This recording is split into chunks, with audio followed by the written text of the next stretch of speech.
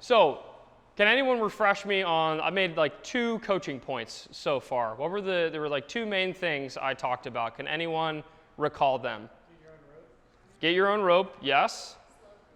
And what? Yes, slow, okay? So just as a refresher, everybody needs their own rope. And when you get a rope, it shouldn't be the fastest rope possible, okay? A lot of people will immediately think that speed is their problem. I can't do double unders, I need a faster rope. Normally, that's not the case, okay? So while you're doing double unders, there's a very important component or a very important lesson you need to learn. Double unders have different speeds. So when we're learning to start, I would much prefer everyone here learning very slow, deliberate double unders. I saw a couple people out there doing some really good slow double unders, but a lot of people try and they start like this, right? And they're just like,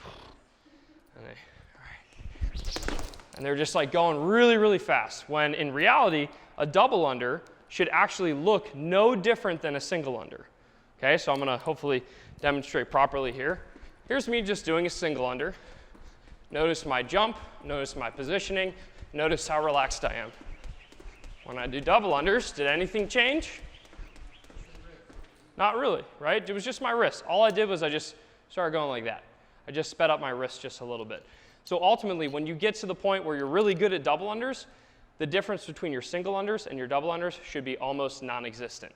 What I will probably see in the beginning, as you guys are trying to learn multiple unbroken, your single unders might look like this, where you're jumping about maybe 1/10 of an inch off the ground, and then your double under looks like this, right, where nothing really happens. We have to make sure that when we're doing our single under practice, like if anyone here does single unders in a workout, let's say they program a workout that's Annie, so 50, 40, 30, 20 double unders and sit-ups. Maybe there's a 10 in there, I don't even remember. What would most people do? Like for those of you who can't do double unders, what would you do in that situation? If the programming is Annie, so 50, 40, 30, 20, 10, and I think it's double unders and sit-ups. Do 100, you do 2-to-1 singles, okay? That's okay, but what I'm going to challenge you to do is to switch it up a little bit. For those of you in here who can do a few double unders, I'd much rather, instead of doing, let's say, 100 single unders, what I'd rather you do, instead of that, maybe 50 is too much, we could cut it in half. You could do 25, 20, 15, 10, 5. And then keep the sit-ups the same. The reason being is because there's no way to practice double unders unless you're doing double unders. Because most people, when they practice single unders, they get about 1 inch off the ground. Okay, if this is you doing single unders, today you're going to learn a technique that I call big singles, and that's what I want you to practice. If you have to do single unders, I want you doing big singles, not whatever those were, small singles. Okay, we want to make sure that the jump that you have for your single unders right here is the same exact jump that you have for your double unders. So again, I'm jumping slow and deliberately, and then all that speeds up is my jump rope. It's not this crazy, right, super crazy different jump, all right? So when it comes to the progression that I want everybody to learn today, there's like 7 different levels. So let me actually erase this really quick. So a lot of people, when they first get a hold of a jump rope, they immediately want to try to hit a bunch unbroken. But if you follow this progression, you're going to level up more smoothly and more quickly. We're all at different ranges of this spectrum, so it's important to know what your next goal is. For someone who has 1 double under, the goal is not 80 double unders. The goal is 2, okay? For someone who has 2 double unders, the goal is not 25 unbroken. The goal is to string together maybe your first set of 5, okay? So it's very important to know what your next step is. So level 1, and don't make fun of my handwriting, it's terrible. Okay, level 1, we'll do level 1. This is 1x double under consistently. So someone who can hit level 1 is someone who does this. They maybe start with a couple singles, they get their bearings, and they can knock out one double under. Level 2, one double under plus single unders. Level 2 looks like this. I can keep jumping. All right, here I am. I'm still jumping, and I can keep knocking out. I can keep accumulating those double unders. So that's level 2. Level 3, and I think I saw a few people who were level 3. Does anyone have a guess what this is? Anybody know what that means? Single double, right? Otherwise known as hell. I literally call it single double hell because people will be here, right? And they'll just stay there for 10 years, right? Because it's great, you're doing double unders. But my opinion, the most magical moment in the CrossFit gym is when people ascend from level 3 to 4, which is however many singles and then 2x double unders. That ascension is what I hope some of you will get today. So level 5, basically, it's similar to this. You get that second double under, so you get 2x double unders, and then you keep going into singles. So this is, we keep the rope spinning. I'll demonstrate again. So, yeah, get 1, get 2, and then I have to reset. Maybe I'm jumping all around the gym. I'm like, you know, piking all over.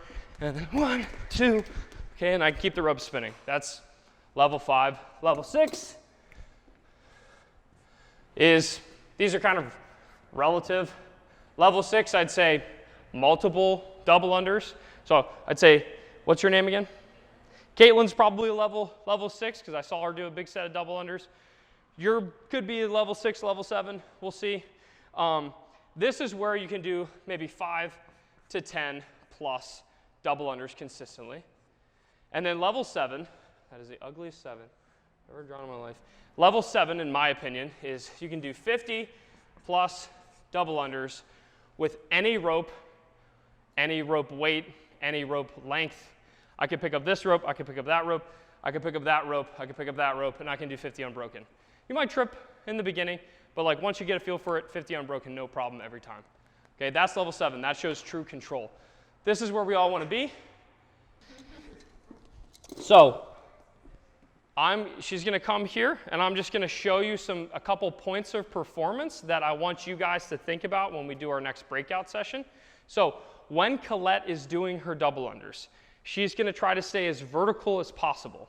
It's very common for people to fold forward or to like overextend, or they do all kinds of crazy stuff. When she does her double under, hopefully she's going to stay nice and vertical. So show us a couple reps. All right, here we go, guys. I'm putting her on the spot. Beautiful. Relax. Next, I want you to notice where her hands are.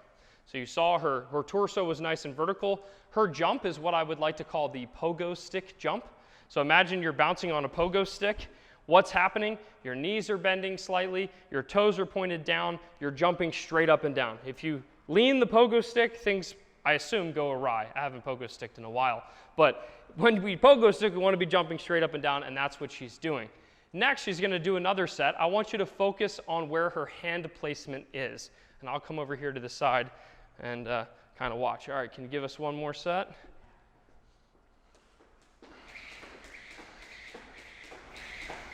All right, relax. So, what did you notice about her hands? Anybody notice anything? Yeah, down to the side, thumbs pointed out. Yep, close to the hips. Anything else? I know it's a very open-ended question. Were her hands, were they here? Were they here? Or were they here? Right here, right? Right on the side. If you think about a double under, this is probably going to be the world's worst drawing, but here's Colette. Okay, this is her from the side. Here's her legs, this is her knee, and that's her shoe, and I'll like put her shoelaces there, okay? And it's like, what are you wearing? We got the Reebok symbol.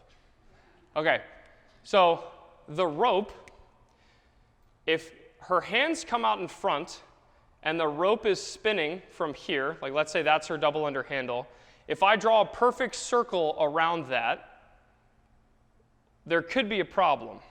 So I'm not going to even pretend to be able to draw a perfect circle, but if the point of rotation is very far in front of her body, what could happen to the rope? So as that rope is passing around, let's say this is the point of rotation. We're going to try to draw a perfect circle-ish around it. Okay, the rope's spinning around that. Notice this. She's jumping on the ground right here. Okay, can everybody see this? Is this? Okay, good. So she's jumping on the ground right here. Let me draw the line. The rope, though, is making contact in front of her feet, and it's already on the way up when it's under her feet. That's not good. That's not what we want. This is the reason a lot of people pike. It's because they need to get their feet forward so that it doesn't trip on them. But if we just jump straight up and down and our hands are by our side, what happens when she moves her point of rotation from being in front of her body to right here? All of a sudden, this proverbial rope spin is now perfectly balanced underneath her body, right? So her hands are not forward. That means the rope's going to slap in front and potentially pop up and hit her feet. I don't even know how you do it back here. I've seen it done, but I didn't see anyone here do it. You used to do that? That's incredible. So the same thing, if the hands are back here, what would happen? If her hands are way back here when she's spinning, that circle is going to be over here now, and the rope, when it passes in front of her, is probably going to catch the front of her toes on the way down, not the way up. Does that make sense? So, I don't want to just assume you guys say, oh, yeah, put your hands by your side. There's actually physics involved here. It does matter, okay? Last couple tips, and then we're going to break out and do some jumping. Let's do one more set. When she's doing her double unders, I want you to listen.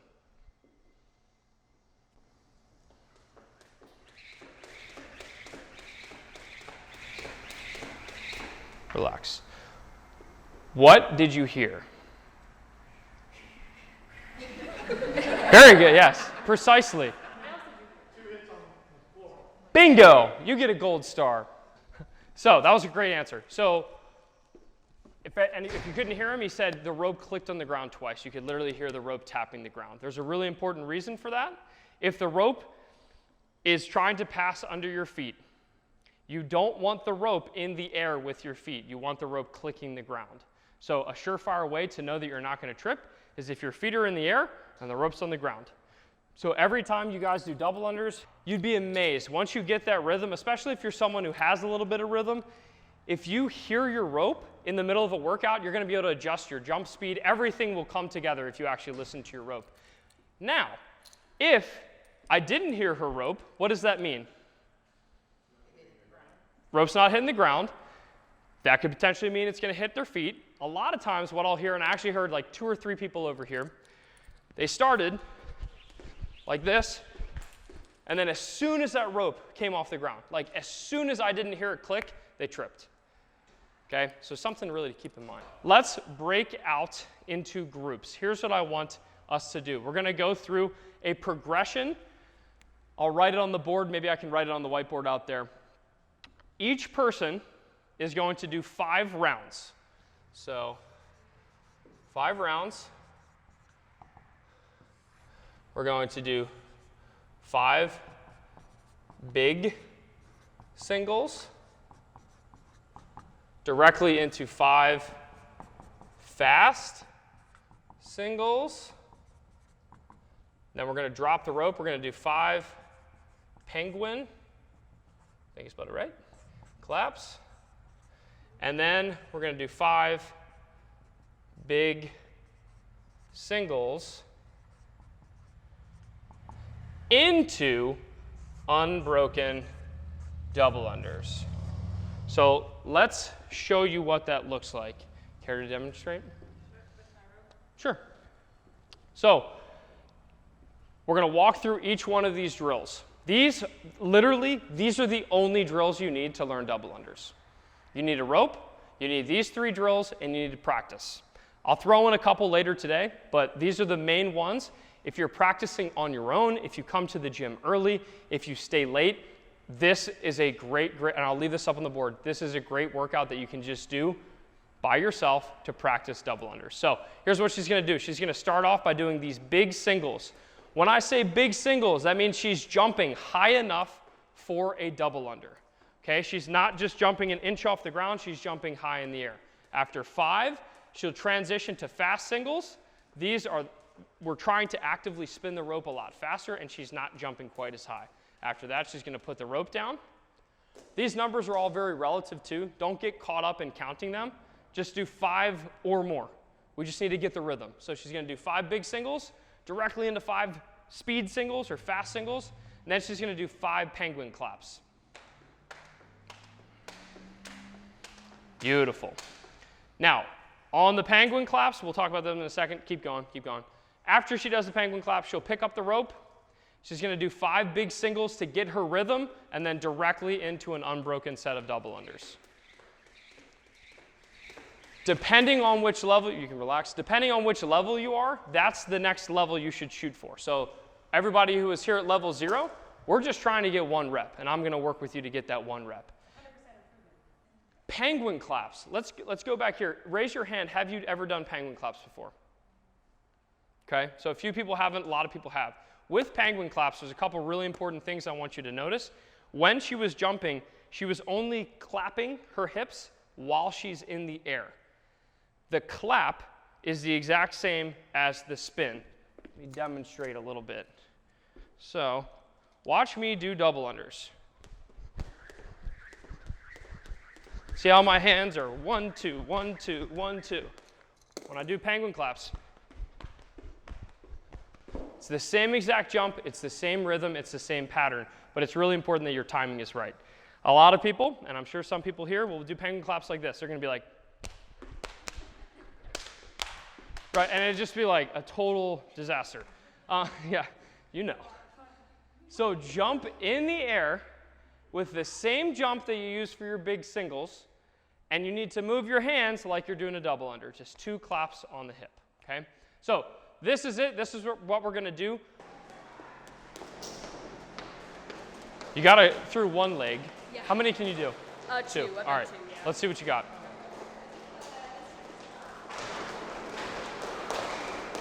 There you go. That was great. All right. Oh, here's one thing I want you to do.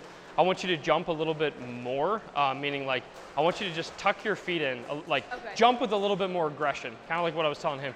You're kind of jumping, you're getting one, getting a second one, but you're not necessarily jumping. You're not jumping like ready to do the next rep, if that makes sense. So this time when you're doing it, do your singles, and when you do the double, just kind of bend your knees and just tuck a little bit more, if that makes sense. Yeah. Basically, it's going to make you like spring off the ground for the next rep. Okay. You're very close to doing 2 unbroken there, though. All right, very close. Now, so you're doing really good with your singles, right? But for a double, it needs to be 1, 2.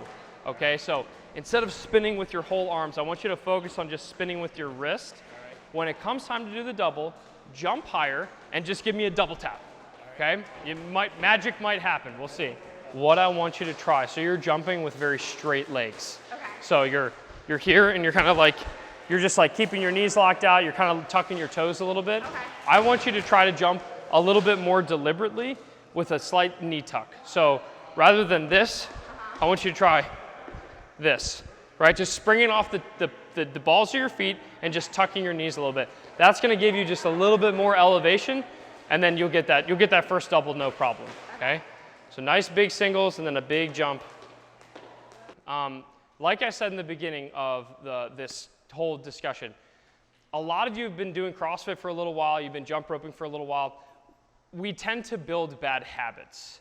And what we need to do to break those bad habits, a lot of times we'll feel like we're taking a few steps back with our double unders. So if you're always used to doing double unders a certain way, or you're used to doing single unders a certain way, if you have to break them down totally and rebuild them from the beginning, it's probably going to feel like you're taking a few steps back. But again, if we practice this, if we remember all the things that I mentioned about the big singles, the fast singles, the penguin claps, I'm going to walk through a couple very, very common double under mistakes, especially for those of you who can already string together several. I'm sure this will be really, really important for you. Before we get into the weighted ropes, and we'll get to play around with those later, let's talk about all these various faults. So I'm going to run through them pretty quickly. The arm lift fault. A lot of people, when they do double unders, they are very tense, and then as they start to do more and more reps, they start lifting their arms. Everybody watch the rope, okay? Right now, the rope is in contact with the ground when I'm holding it like this. What's happening with the rope as soon as I widen my hands? Right? I have this, I'm not even looking at it, but I bet you it's coming off the ground, right? So think about it. If you're doing double unders, and it's clicking the ground, and then I start widening my hands, what's going to happen? Unless I start jumping really, really high, I'm going to trip, I'm going to trip, I'm going to trip. So that's something you need to watch out for. One way we can watch out for it is we're always listening for the rope to click the ground. Another thing we can do is, do we have a band? Can you throw me like a green band or something like that? If you're someone who perpetually does the arm lift fault, where you watch yourself on video, that rope keeps coming higher, you can't hear the rope clicking the ground, you can torture yourself by taking a band, step through it. It's very, very awkward. And then you put your hands in the band, okay? And guess what? Can't lift my arms anymore. It really does work. So the band is just going to rest just above my elbow. It's kind of a bear to get started. But now here, I have tactile cueing. So literally this band is touching my arms and saying, nope, don't go wider, don't go wider. Every time I try to widen them, it's actively pulling them back in. If you can learn to do double unders with this, it's going to make sure your hands don't go too wide, and it's going to fix the next fault, which is arm stiff, or having stiff arms, or straight arm syndrome, whatever you want to call it. If you tend to jump rope like this, with your arms locked out, right? There's a lot of people who do that. Just doing 4 reps, my shoulders are on fire. Okay, we need to relax. Great way to relax is to bring the bands into the equation. And again, when we put the band just above our elbows, it forces me to spin the rope with my forearms rather than my whole arm. Okay? So, the next 2 have to do with donkey kicking and the pike jump. Does anyone know if they have that? Anyone got a little bit? Okay, I'll demo. So a donkey kick looks like this. You're doing double unders, right? And you just literally are kicking your own ass every single time you jump, okay? The pike jump is the exact opposite. It's, right? If you tend to jump backwards, you're probably piking a little bit. Both of them are not good. How do we fix them? We don't necessarily have time for it today, but the way I fix those jumps is to force you to do the opposite. This is the least favorite drill in our double under course, by far. So if you're someone who donkey kicks, if you're someone who always finds yourself doing this, I would challenge you, once you have picked up a couple double unders, or when you're practicing your singles or your fast singles, I want you to practice with a pike. I want you to see what it's like jumping like that. Incredibly, what seems to happen is when we have a polar opposite over here, and we try to get them to do something over here, they meet in the middle, and all of a sudden their double unders are fixed. It's crazy, but it works. Same thing with people who pike. I saw several people. There's a few people over there who I said, hey, make sure you bend your knees. I want you to kind of lift. I want you to tuck your feet in a little bit more. Those were all people who tended to jump, totally locked out straight arms, straight legs. Instead, all you need to do is loosen up your knees a little bit and just try kicking your own butt a little bit. If you try that, you probably won't go all the way to this side of full donkey ass kicking. You'll probably meet somewhere in the middle, and you'll have good double under form. Okay? Next, lopsided spin. This is one that a good coach will be able to notice. Another thing that's going to be able to notice it is a camera. I highly suggest, as you're practicing your double unders, take a camera, set it up looking from the side, and then also get some sets where you're looking straight on. Lopsided spin. See if anybody can notice it. Oops.